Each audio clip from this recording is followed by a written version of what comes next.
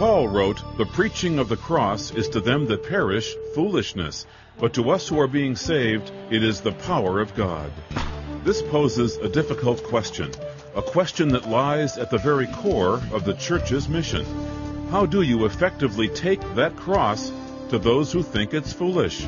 Today, some final thoughts on what man thinks of the cross. Stay with us. From Chicago's Moody Church, this is Running to Win with Dr. Erwin Lutzer, whose clear teaching helps us make it across the finish line. Today, in his series on Why the Cross Can Do What Politics Can't, Dr. Lutzer is turning our attention to those who believe that there are many ways to get to God. Somebody who believes that has not yet seen the cross. They have not seen the holiness of God, and they most assuredly have not seen themselves.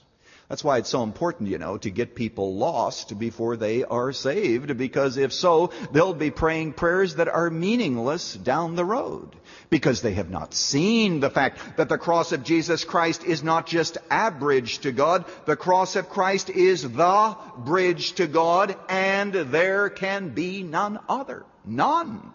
Because there's no other name given among men whereby we must be saved. There is none other. It's like thinking to yourself as you come to a door, it doesn't really matter what key you use because somehow there's a lock on the door and all keys fit. No, the door to heaven has only one key that fits, and that is the cross of Christ when He died for sinners and became the sin bearer of those who believe. Do you see in our postmodern day how people don't understand the gospel at all? They may say wonderful things about Christ, and this lady is going to have to learn someday that actually the more you add to the cross, the more you subtract from it. The minute you try to amalgamate it and bring it in with another view, you dilute its power, that its power is in the purity of its message. The cross of Christ. And then third, and most important, the cross is the power of God. It is the power of God. This message is.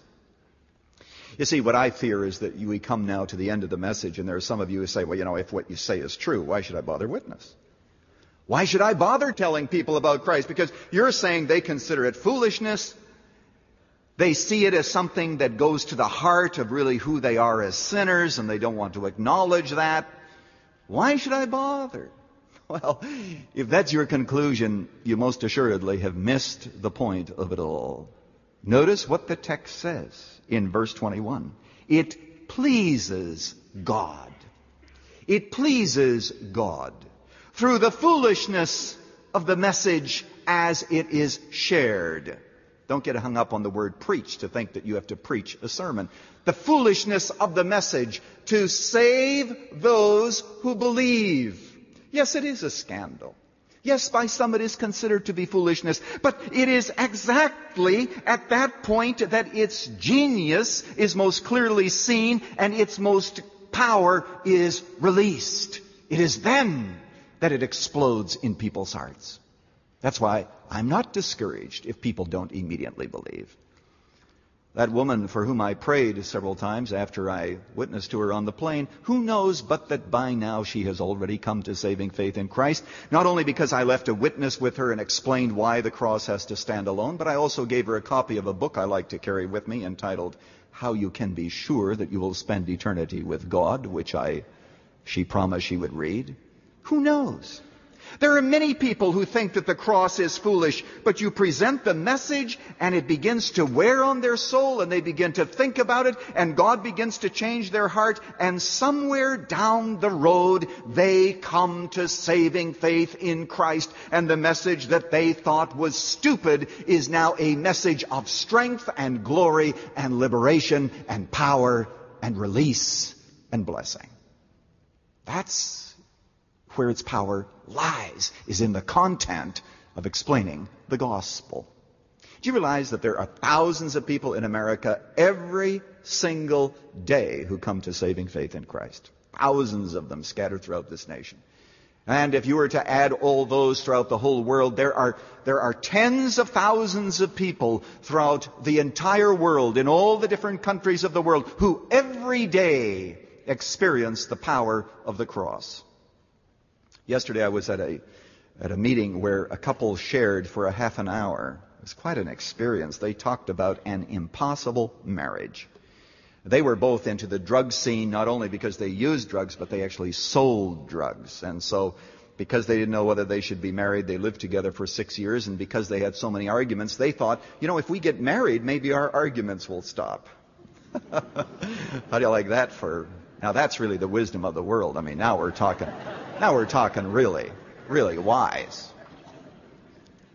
Well, of course, the arguments didn't stop, and then they thought to themselves, maybe if we had a baby, then our arguments would stop.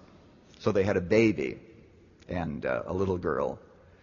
But eventually he left and began to live with other women, to go back to his lifestyle and do drugs again. But meanwhile, she became friends with some Christians who introduced her to Christ, and now she said she's going to Bible studies, and people would say to her at work, what are you doing for an exciting evening? And she says, here I'm a woman who got blitzed every night, and now I tell them I'm going to a Bible study. And they think, well, that really is foolish. Mind you, as long as you're into drugs, you're not stupid. But to go to a Bible study, now that is stupid. For 3.5 years, she hung on to that marriage with an entire church praying for her husband. He became friends with the pastor. The pastor shared with him. They became friends. You see, the purpose of friendship evangelism is not to dilute the message of the cross. It is to build some credibility so that we can get people's ear. And that's what the pastor did.